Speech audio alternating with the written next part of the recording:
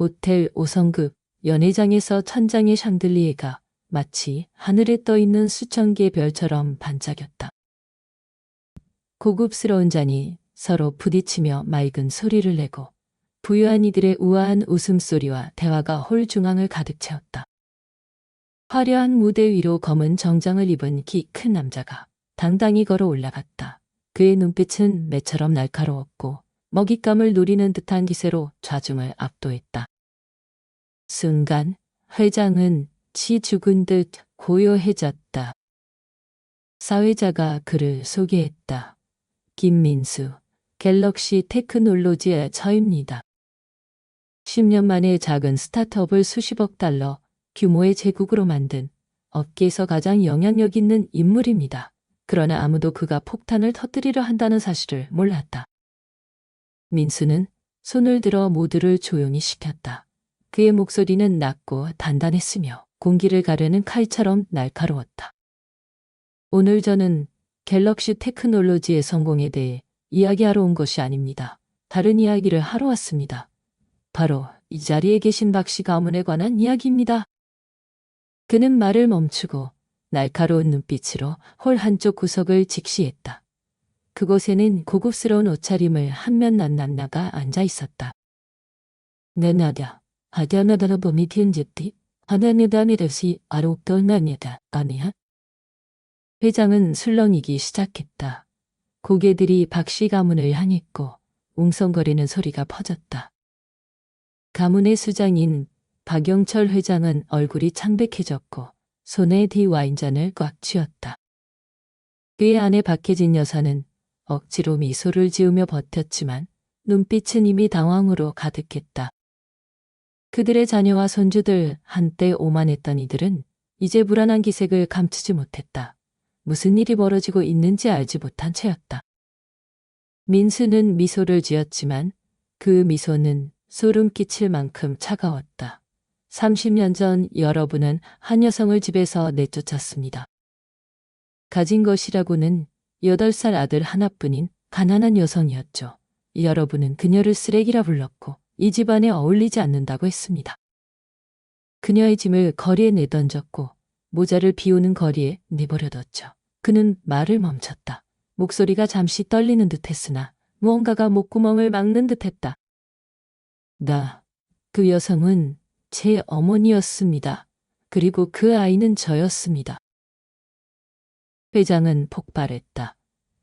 사람들의 웅성거림이 벌집을 건드린 듯 퍼져나갔다. 몇몇은 자리에서 벌떡 일었고 다른 이들은 입을 벌린 채 얼어붙었다. 구석에 앉아있던 박영철은 의자에 주저앉았고 손에 든 와인잔이 바닥에 떨어져 산산조각났다. 혜진 여사는 손으로 입을 가렸고 눈은 믿을 수 없다는 듯 커졌다. 박씨 가문의 자녀들은 속삭이기 시작했지만 누구도 감히 큰 소리로 말하지 못했다. 민수는 무대 위에 서서 마치 전쟁을 선포한 왕처럼 당당했다. 저는 이날을 30년 동안 기다려왔습니다. 그의 목소리는 이제 천둥처럼 강렬했다. 저는 어머니께 약속했습니다. 언젠가 저를 멸시했던 이들에게 대가를 치르게 하겠다고. 오늘 그 시작입니다. 그는 손을 들어 신호를 보냈다. 조수가 올라와 두꺼운 서류 뭉치를 건넸다. 민수는 서류를 한 장씩 넘기며 눈빛은 칼처럼 날카로웠다. 박씨 가문의 회사, 여러분이 숨겨온 비밀, 뒤에서 벌인 더러운 일들, 이제 모두 드러날 것입니다. 저는 여러분이 모든 것을 잃게 만들겠습니다. 여러분이 제 모자에게 했던 것처럼 미안해. 몇몇 구석에서 소심한 박수가 터져나왔지만 곧 멈췄다. 공기는 폭풍전의 고요처럼 무거웠다. 민수의 삼촌인 박준혁이 벌떡 일어섰다. 얼굴이 붉어진 그는 소리쳤다. 얼굴이 붉어진 그는 소리쳤다. 너 감히 여기 서서 우리 가문을 모함해. 내가 뭐라고 생각하는 거야? 그의 목소리는 분노로 가득했지만 떨림이 섞여 있었다. 넌 혼자는 연애에 너텐 티텐시. 민수는 준혁을 바라보며 눈빛이 흔들리지 않았다. 저는 민수입니다. 여러분이 천한 것이라 불렀던 이 선아의 아들, 오늘 누가 진짜 천한지 보게 될 겁니다. 그는 관객을 향해 단호히 말했다. 지켜보세요. 이건 시작일 뿐입니다. 카메라가 회장 안을 훑으며 박씨 가문의 당황한 얼굴을 담았다. 구석에 앉아있던 민수의 사촌 박소연은 어머니 현을 꽉 잡았다. 눈가가 촉촉했다. 그녀는 수십 년 전 무슨 일이 있었는지 몰랐지만 폭풍이 다가오고 있음을 느꼈다. 민수는 무대에서 내려와 뒤를 돌아보지 않았다. 회장은 혼란에 휩싸였다. 장면은 민수가 고급 세단 안에서 창밖을 바라보는 모습으로 바뀐다. 그의 눈빛은 더 이상 날카롭지 않고 깊은 슬픔으로 물들어 있었다. 그는 재킷 주머니에서 낡은 사진을 꺼냈다. 사진은 접힌 부분이 닳아 있었고 그 안에는 마르고 따뜻한 미소를 지는 여성이 8살 소년을 안고 있었다. 민수는 떨리는 목소리로 속삭였다. 엄마를 자랑스럽게 만들게요. 30년 전 민수는 어머니 이선화의 등 뒤에 숨어 떨던 마른 8살 소년이었다. 그는 그 운명의 날을 생생히 기억했다. 쏟아지는 폭우 속 어머니 선아는 박씨 가문의 대저택 문 앞에 무릎을 꿇고 애원했다. 아버님, 제발 저희 모자를 내쫓지 말아주세요. 하지만 민수의 외조부 박영철은 차갑게 등을 돌렸다. 그의 아내 혜진은 비웃으며 선아의 일녀인 가방을 마당에 내던졌다. 가난뱅이 주제에 감히 우리 집안을 더럽혀. 혜진은 소리쳤다. 민수는 그때 8살이었다. 어머니를 꼭 끌어안고 눈물을 흘렸다. 비와 눈물이 뒤섞여 얼굴을 적셨다. 왜 이런 대접을 받아야 하는지 이해할 수 없었다. 그의 아버지 박지훈은 그곳에 서 있었다. 단정히 차려입은 그는 한마디도 하지 않았다. 그의 눈빛은 얼음처럼 차가웠다. 마치 모자가 낯선 존재인 듯 무관심했다. 민수는 어머니의 손을 잡고 저택의 철문을 나섰다. 끝없이 내리는 비 속에서였다. 뒤에서 혜진의 웃음소리가 들렸다. 영철이 문을 잠갔다. 너희심이 맘이다 이대런 점이 나다 함시. 가느다 스마레 빛한테 또도 것을 매겨 짓다니. 민수는 현실로 돌아왔다. 손에는 여전히 그 낡은 사진이 쥐어져 있었다. 그는 눈을 감고 깊게 숨을 들이쉬었다. 30년, 수많은 고난과 좌절을 딛고 그는 오늘에 이르렀다. 하지만 마음 깊은 곳에서 무언가가 그를 찢고 있었다. 그는 다시 사진을 보며 속삭였다. 몇현니? 몇현니까다. 밤지디노사터 키나자녀을 맺었다. 고급 세단은 호텔을 떠났다. 뒤에 남은 박씨 가문은 아직 충격에서 벗어나지 못했다. 그들은 민수가 몰고 올 폭풍이 이제 막 시작되었다는 것을 몰랐다. 영철은 구석에 앉아 손을 떨며 선아의 모습을 떠올렸다. 그가 멸시했던 그 여성을. 마음이 무거웠지만 이제 너무 늦었다는 것을 알았다. 폭우가 하늘을 찢을듯 쏟아졌다. 박씨 가문의 저택 마당에서 이선아는 무릎을 꿇고 낡은 여행 가방을 끌어안았다. 비에 젖은 머리카락이 얼굴에 달라붙었지만 그녀는 고개를 들고 애원했다. 아버님, 제발 저희를 내쫓지 말아주세요. 민수는 아직 어리고 아빠와 가족이 필요해요. 그녀의 목소리는 비와 함께 떨렸지만 눈빛은 마지막 희망을 붙잡으려는 듯 단단했다. 8살 민수는 어머니 등 뒤에 숨어떨었다. 작은 손으로 어머니의 옷자락을 꽉 잡았다.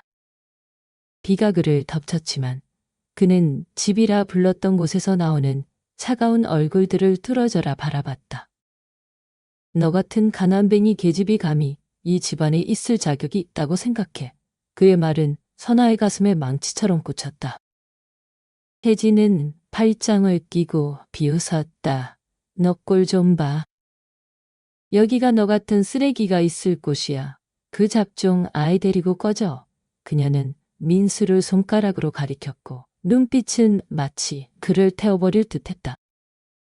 민수는 차가움보다도 처음 느낀 상처에 떨었다. 잡종이 뭔지는 몰랐지만 그 말이 어머니를 울게 만들었다는 건 알았다.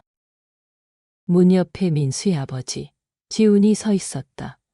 단정한 정장을 입은 그는 감정 없는 얼굴로 굳어 있었다. 선아는 그를 보며 애원했다. 지훈 씨 한마디라도 해주세요. 민수는 당신 아들이에요. 우리를 거리에 내버릴 수는 없어요. 하지만 지훈은 고개를 돌렸다. 마치 아무 소리도 듣지 못한 듯. 영철이 소리쳤다. 그만, 저들의 짐을 밖으로 던져. 문을 잠가 하인들이 서둘러 선아의 가방을 마당에 내던졌다. 선아는 그것을 주워 품에 안았다. 마지막 소유물이라도 잃을까 두려운 듯 민수는 흐느꼈다. 선아는 그를 끌어안고 속삭였다. 울지 마, 민수야. 우리 괜찮을 거야? 네 아니, 낸시야. 아샤이는 내려를 듣다 미친 후에 대한 자라왔다신. 무거운 철문이 쾅 닫혔다. 그 소리는 그들의 미래를 가르는 듯했다.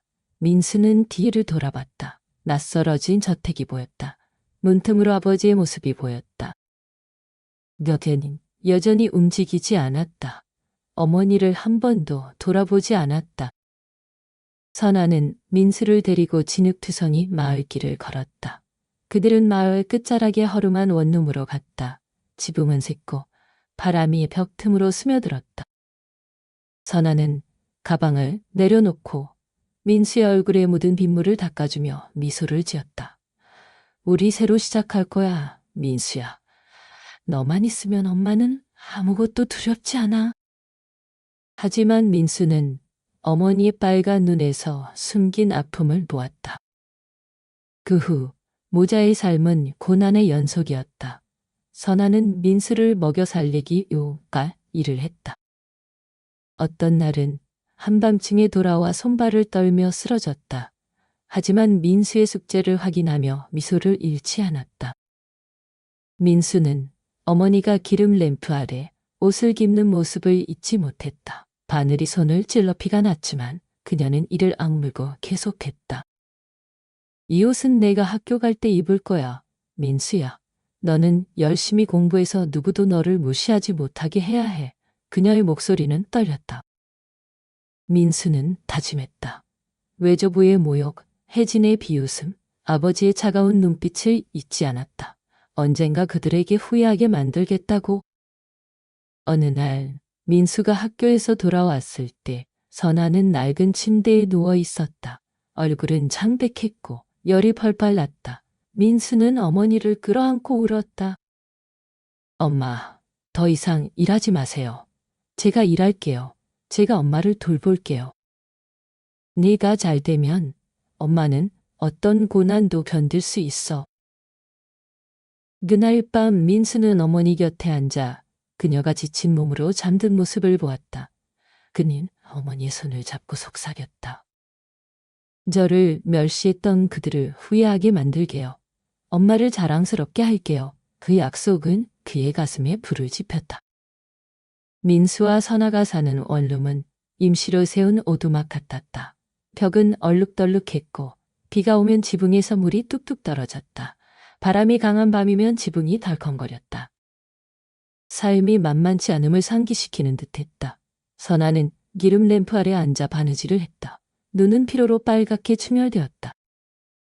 10살 민수는 구석에 앉아 낡은 공책에 숙제를 했다. 그는 어머니가 번 돈이 자신의 학비로 쓰인다는 것을 알았다. 단 한순간도 게을리할 수 없었다. 민수야, 늦었어. 자, 선아의 목소리는 피로로 갈라졌다. 하지만 민수는 고개를 저었다. 이 문제 풀고 잘게요, 엄마? 선생님이 잘하면 인생을 바꿀 수 있다고 했어요. 선아는 아들을 보며 가슴이 아렸다. 작은 몸에 큰 의지를 품은 아들. 그녀는 눈물을 훔치며 미소를 지었다. 그래, 열심히 해. 엄마는 너를 믿어. 하지만 삶은 그들을 놓아주지 않았다. 어느 날 민수가 학교에서 돌아왔을 때 선아는 침대에 웅크리고 있었다. 얼굴은 창백했고 이마에 땀이 맺혔다. 민수는 겁에 질려 어머니를 흔들었다. 엄마, 왜 그래요? 엄마. 선아는 억지로 미소를 지었다. 괜찮아. 좀 피곤할 뿐이야. 물 좀 가져다 줘. 민수는 깨진 항아리에서 물을 떠왔다. 손이 떨렸다. 그는 어머니가 단순히 피곤한 게 아님을 알았다. 그날 밤 선아는 고열에 시달렸다. 그녀는 떨리는 목소리로 말했다. 민수야, 엄마처럼 고생하지 말아야 해. 공부해서 아무도 너를 무시하지 못하게 해. 민수는 눈물을 흘리며 고개를 끄덕였다. 엄마, 약속해요. 더 나은 삶을 드릴게요. 하지만 그의 가슴은 어머니를 잃을까 두려움으로 가득했다. 난 10살이었지만 어머니가 전부라는 것을 알았다. 민수는 점점 자랐다. 16살, 그는 마른 몸에 불타는 눈빛을 가졌다. 낡은 책상에 펼쳐진 편을 치통 나부터 서울에서 가장 명문인 한양대학교에 입학 허가서였다. 전액 장학금까지. 민수는 편지를 들고 손을 떨었다. 꿈이 현실이 되었다. 선아는 아들을 끌어안았다. 내 아들 엄마는 내가 할 수 있을 줄 알았어. 야이, 목소리는 타며 먹었트자 한잔의 나눠터스 보인다. 기쁨과 눈물로 떨렸다. 민수의 3학년 담임이었던 최은주 선생이 곁에 서서 미소 지었다. 민수야, 이건 네 기회야. 서울 가서 열심히 공부해. 엄마를 더 고생시키지 마. 민수는 고개를 끄덕였다. 눈에 기쁨과 두려움이 섞였다. 이 편지는 대학 입학 이상이었다. 어머니가 더 이상 기름 램프 아래 바느질하지 않아도 되는 문이었다. 선아는 낡은 옷장에서 민수의 낡은 점퍼를 꺼냈다. 이거 입어 서울은 춥대. 민수는 점퍼를 안았다. 어머니가 밤새 입던 그 냄새가 났다. 그는 어머니를 끌어안았다. 엄마, 공부 열심히 해서 엄마를 서울로 모셔다 드릴게요. 선아는 미소 지었다. 엄마는 여기서 기다릴게. 너만 잘해. 다음 날 아침, 민수는 낡은 배낭을 메고 버스 정류장에 섰다. 선아는 눈물을 감추며 미소를 지었다. 누군가는 민수에게 김밥을, 누군가는 용돈을 쥐어줬다. 민수야, 공부 잘해서 우리 마을 자랑이 되라. 채소 장수 할머니가 말했다. 니온전에 미타지야 물틴다. 만시았다. 너센토가 더 있다든지 거다너 니키며 신고는 옷가리. 버스가 떠났다. 민수는 창가에 앉아 점점 멀어지는 어머니를 보았다. 그는 어머니가 준 점퍼를 꽉 쥐었다. 엄마, 실망시키지 않을게요. 감히 거니 야가속은 그의 가슴에 새겨졌다. 서울은 민수에게 낯설고 화려했다. 높은 빌딩, 바쁜 사람들, 길을 찢는 경적 소리. 그는 기숙사 작은 방에 짐을 풀었다. 첫날 밤, 그는 도시의 소음 속에서 어머니를 떠올렸다. 점퍼를 꺼내 안으며 익숙한 온기를 찾았다. 학교 첫날, 민수는 물고기 떼 속의 물고기 같았다. 부잣집 아이들은 멋진 옷을 입고 자신감 넘쳤다. 민수는 낡은 옷을 입고 강의실 구석에 앉았다. 누군가 속삭였다. 시골촌 놈이 여기서 얼마나 버티겠어. 민수는 이를 악물었다. 어머니의 말이 떠올랐다. 민수는 공부에 매달렸다. 정보기술학 교수인 이정호는 민수를 눈여겨봤다. 그는 민수가 밤늦게까지 도서관에서 공부하고 날카로운 질문을 던지는 것을 보았다. 어느 날 그는 민수를 불렀다. 민수야, 너는 재능이 있어. 출신 때문에 주눅 들지 마. 노력하면 큰일을 할 수 있어. 그 말은 민수에게 불을 지폈다. 민수는 자신감을 찾았다. 연구 프로젝트에 참여하고 밤을 새우며 따라잡았다. 하지만 공부만이 전부가 아니었다. 그는 어머니에게 돈을 보내기 위해 아르바이트를 했다. 식당 서빙, 배달, 사무실 청소까지. 한 번은 손님이 물을 엎었다고 호통쳤다. 민수는 고개를 숙이고 사과했다. 번 돈은 어머니에게 보냈다. 편지를 썼다. 엄마, 저 잘 지내요. 건강 챙기세요. 곧 모셔올게요. 어머니의 답장은 따뜻했지만 약했다. 민수야, 엄마 괜찮아. 너 자랑스러워. 하지만 민수는 불안했다. 선생은 선아가 또 아프다고 전했다. 민수는 가슴이 찢어졌다. 모든 걸 버리고 달려가고 싶었다. 하지만 공부 포기하면 어머니가 실망할 터였다. 민수는 학교에서 열린 기술 경진대회에 참가했다. 가난한 이들을 위한 무료 교육앱을 설계했다. 그는 밤낮 없이 일했고 프로젝트는 1등을 차지했다. 무대 위에서 상을 받으며 그는 어머니를 떠올렸다. 박수 소리 속에서 어머니의 미소를 보았다. 민수는 25살 서울의 작은 원룸 거울 앞에 섰다. 더 이상 어린 소년이 아니었다. 날카로운 눈빛에 외로움이 묻어 있었다. 그는 싸구려 원단으로 만든 정장을 입었다. 오늘은 그의 스타트업 갤럭시 테크놀로지의 출범일이었다. 주머니 속에는 어머니의 낡은 사진이 있었다. 엄마, 오늘 해낼게요. 그는 사진을 만지며 속삭였다. 대학 시절 민수는 미친 듯이 공부했다. 수석 졸업, 수많은 상, 하지만 삶은 녹록지 않았다. 서울에서 부자와 가난뱅이는 하늘과 땅 차이였다. 그는 생계를 위해 온갖 일을 했다. 코딩 아르바이트, 배달, 서빙. 배고프고 졸린 밤에도 그는 노트북 앞에서 버텼다. 번 돈은 어머니에게 보냈다. 선아는 전화로 말했다. 민수야, 엄마 괜찮아. 너만 잘해. 하지만 민수는 어머니가 병을 숨기고 있음을 알았다. 갤럭시 테크놀로지는 가난한 이들을 위한 저렴한 의료 서비스 소프트웨어에서 시작되었다. 어머니가 약값이 없던 날들을 떠올리며 만든 아이디어였다.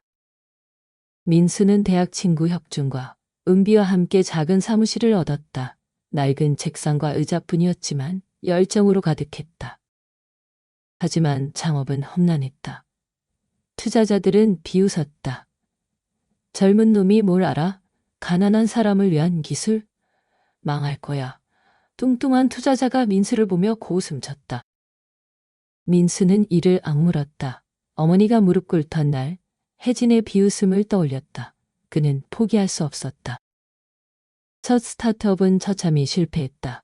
큰 파트너가 계약을 취소했고 빚이 쌓였다. 혁주는 떠났다. 민수, 너 너무 이상적이야. 가난한 사람이 기술을 왜 써? 은비도 흔들렸다. 민수, 우리 그만둬. 못 버텨. 그날 밤 민수는 텅 빈 사무실에 홀로 앉았다. 그는 머리를 쥐어뜯으며 어머니에게 전화했다. 엄마 실패했어요. 미안해요. 선아의 목소리는 약했지만 단단했다. 민수야, 아직 끝난 게 아니야. 다시 일어서. 엄마는 너를 위하신 하치되며가 뒷단하다토 바이오피더.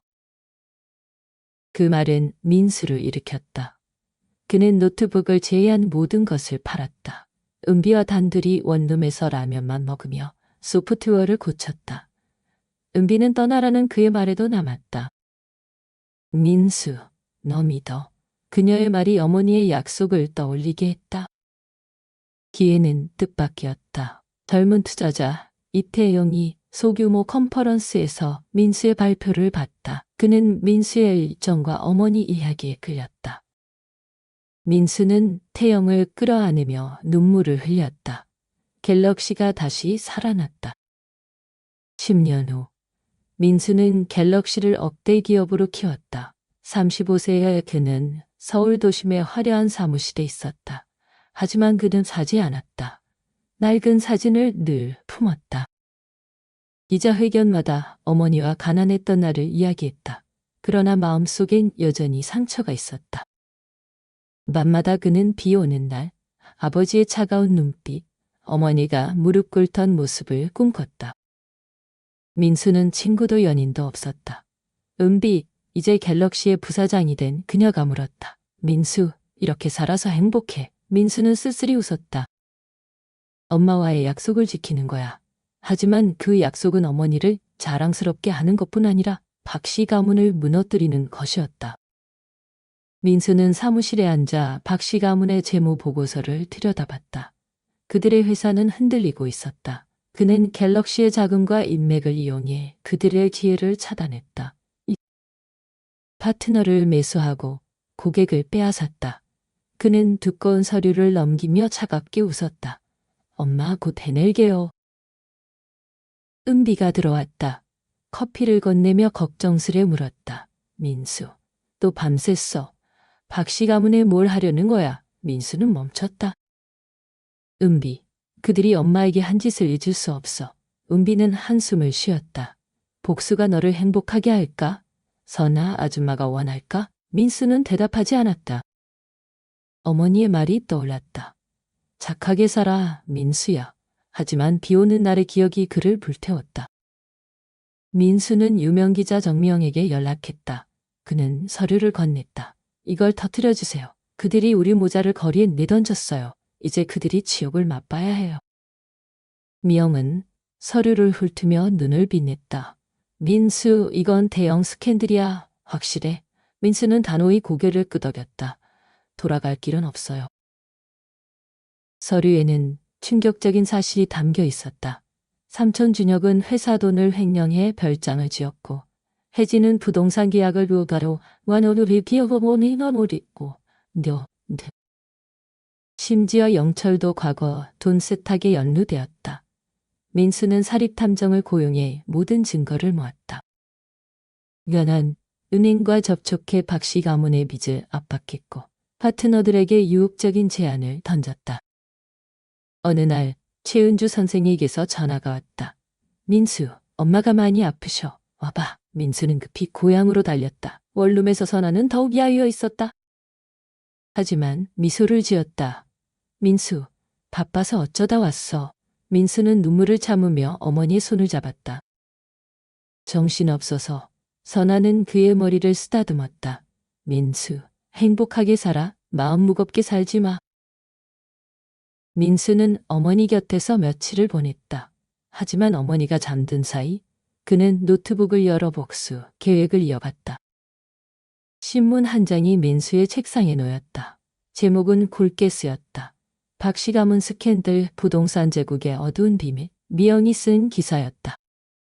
준혁의 횡령, 혜진의 뇌물, 영철의 돈 세탁이 낱낱이 드러났다. 민수는 신문을 넘기며 차갑게 말했다.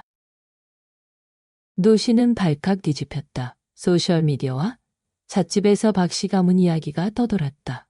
민수는 사무실에서 반응을 지켜봤다. 민수는 대리회사를 통해 주식을 사들였다. 주주총회에서 그는 의장석에 앉았다. 준혁은 그를 보고 얼굴이 하얗게 질렸다. 너, 민수야. 민수는 고개를 끄덕였다. 맞아요, 삼촌. 선아의 아들. 삼촌이 천하다 불렀던 그 아이지요. 오늘 이 회사는 제 겁니다. 준혁은 떨며 서류를 넘겼다. 얼마나 횡령했는지 다 알아요. 감옥 가기 싫으면 나머지 지분을 넘기세요. 준혁은 분노와 무력감 속에서 서명했다. 민수는 뒤돌아 나오며 기뻐야 했지만 허전함만 느꼈다. 다음은 혜진이었다. 그녀의 뇌물 증거가 공개되었다. 며칠 뒤 그녀가 경찰서로 끌려가는 사진이 터졌다. 소셜미디어는 비난으로 들끓었다. 민수는 기사를 읽었다. 혜진의 비웃음을 떠올렸다. 민정이 그럴 만해. 하지만 가슴은 텅 비었다. 박씨 가문은 무너졌다. 파트너가 떠나고 은행이 빚을 압박했다. 영철의 회사는 주식이 곤두박질 쳤다. 민수는 모든 것을 조종했다. 어느 날 소셜미디어에서 영철이 기자들에게 둘러싸인 영상이 떴다. 긴 늙고 초췌했다. 박영철 회장, 이 혐의에 대해 뭐라고 하시겠습니까? 기자가 소리쳤다. 영철은 고개를 숙이고 문을 닫았다. 민수는 영상을 껐다.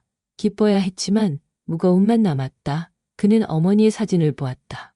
엄마, 이게 맞는 거죠? 하지만 대답은 없었다. 민수는 미영과 카페에서 만났다.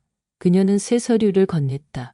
내 아버지, 박지훈에 대한 거야. 지금 혼자 살아. 민수는 서류를 보며 멈칫했다. 아버지는 그의 복수 계획이 없었다. 차가운 눈빛이 떠올랐다. 그는 단호히 말했다. 공개해요. 누구든 상관없어요. 미영은 슬픈 눈으로 말했다. 민수, 복수는 너 마음의 상처를 낫게 하지 않아. 민수는 강변에 자를 세웠다. 복수는 성공했지만 그는 평온하지 않았다. 어머니의 말이 떠올랐다. 착하게 살아 민수야. 그는 너무 멀리 왔다. 멈출 수 없었다. 엄마를 위해 끝까지 해야 해. 그는 떨리는 목소리로 말했다. 며칠 뒤 준혁은 빚을 갚기 위해 별장을 팔았다. 혜진은 감옥을 앞두고 있었다. 박씨 가문은 무너졌다. 민수는 보고를 들으며 고개를 끄덕였다. 하지만 눈은 허공을 향했다. 성공은 컸지만 그는 공허했다. 그날 밤 민수는 꿈을 꿨다. 어머니가 빗속에 서서 슬프게 물었다. 민수, 이렇게 살아서 행복해. 그는 땀에 젖었겠다. 마음이 어지러웠다. 목수는 끝나가지만 그는 자신이 길을 잃었음을 깨달았다. 민수가 갤럭시 사무실을 나오던 때 초췌한 여성이 다가왔다. 민수 오빠, 맞죠? 그녀는 준혁의 딸 박소연이었다. 민수의 사촌, 그녀는 눈물을 글썽이며 말했다. 가족이 다 망했어요. 아빠는 집을 팔았고 엄마는 아파요. 학교도 그만뒀어요. 오빠, 일자리라도 구해줘요. 민수는 가슴이 찢어졌다. 소연은 어린 시절 저택 마당에서 사탕을 나눠주던 소녀였다. 이제 그녀는 초라하고 절망에 빠져 있었다. 그는 소연을 카페로 데려갔다. 그녀는 말했다. 가족이 없어졌어요. 오빠만 남았어요. 가족이라는 말이 민수를 찔렀다. 소연은 낡은 지갑에서 사진을 꺼냈다. 선아의 젊은 시절 사진이었다. 엄마가 이걸 간직했어요. 선아 아줌마를 잘못했다고 후회했대요. 민수는 사진을 보며 손이 떨렸다. 어머니의 미소가 아팠다. 그는 사진을 돌려주며 말했다. 그날 밤 민수는 잠을 이루지 못했다. 소연은 죄가 없었다. 그녀의 어머니도 후회했다. 그는 무엇을 위해 복수했나? 어머니를 위해서. 아니면 자신의 분노를 풀기 위해. 그는 어머니의 사진을 보며 물었다. 엄마, 제가 이렇게 해도 기뻐하실까요? 다음 날 민수는 은비에게 말했다. 소연에게 갤럭시에서 일자리를 줘. 엄마를 돌볼 수 있을 정도면 돼. 은비는 놀랐다. 민수, 박씨 가문을 무너뜨리려던 거 아니었어. 민수는 낮게 말했다. 소연은 잘못 없어. 죄 없는 사람이 고통받길 원치 않아. 은비의 말이 그의 마음을 찔렀다. 민수, 너 아직 착한 마음이 있어. 증오에 가려지지 마. 민수는 강변으로 갔다. 소연을 떠올렸다. 어머니를 떠올렸다. 목수는 가치가 있었나? 그는 박씨 가문을 무너뜨렸지만 상처는 치유되지 않았다. 민수는 미영에게 전화했다. 아버지 이야기는 보류해요. 먼저 만나고 싶어요. 미영은 기뻤다. 잘 생각했어. 민수 가서 답을 찾아. 황혼이 질 때 민수는 허름한 집 앞에 섰다. 지훈이 사는 곳이었다. 낡은 벽, 깨진 기와. 그는 사진을 쥐고 문을 두드렸다. 지훈이 문을 열었다. 백발의 마른 그는 민수를 보며 떨었다. 민수, 너냐? 민수는 아버지를 보았다. 분노가 치밀었지만 말이 나오지 않았다. 집안은 초라했다. 지훈은 떨며 말했다. 왜 왔니? 아빠가 너를 원망해도 할 말 없어. 민수는 날카롭게 물었다. 엄마 기억하세요? 우리가 쫓겨날 때 아빠는 아무 말도 안 했죠? 엄마가 비 맞으며 무릎 꿇었는데 지훈은 고개를 숙였다. 민수, 아빠가 잘못했어. 겁쟁이였어. 가문과 명예를 잃을까 두려웠어. 너희를 지키지 못했어. 민수는 소리쳤다. 엄마가 얼마나 고생했는지 아세요? 손이 피투성이가 되도록 일했어요. 제가 엄마 잃을까 두려웠던 밤들 아세요? 눈물이 흘렀다. 유간 눈물마다 야릇디지 아시겨 하간이 되었다. 이 시간에 넌지 듣기니다 하오. 넌 쎄나 하고 싶어했다. 지훈은 낡은 반지를 내밀었다. 이건 엄마 반지야. 내가 줬던 거. 내 잘못을 잊지 않으려고 간직했어. 민수는 반지를 보았다. 어머니가 잠깐 끼었던 그 반지였다. 그의 손이 떨렸다. 지훈은 말했다. 용서를 바라지 않아. 복수하고 싶으면 해. 난 이미 다 잃었어. 민수는 가슴이 찢어졌다. 그는 지훈을 무너뜨릴 준비를 했다. 하지만 초라한 노인을 보니 분노가 사라졌다. 그전인 그는 그는 달라지냐 없다. 신치더나 너는 시녀 번호에 다된다. 아시냐.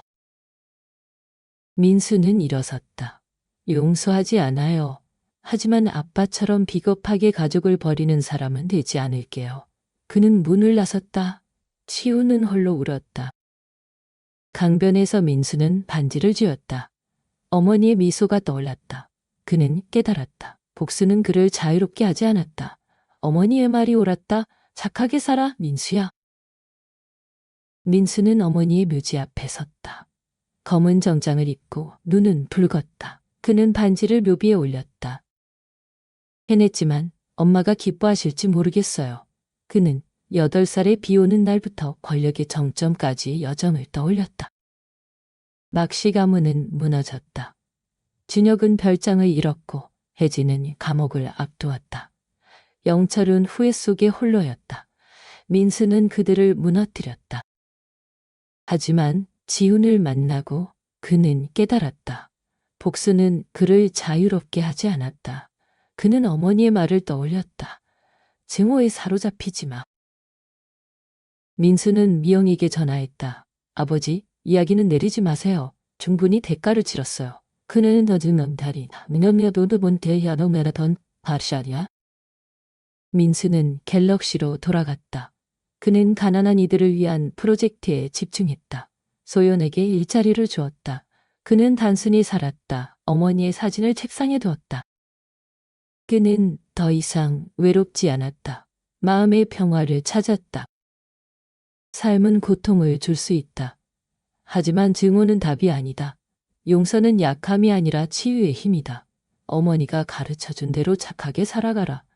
진정한 평화를 찾기 위해 이 이야기에 감동했다면 마음의 울림 채널을 구독해주세요. 좋아요, 공유, 그리고 당신의 느낌을 댓글로 남겨주세요. 아름다운 가치를 함께 나누어요.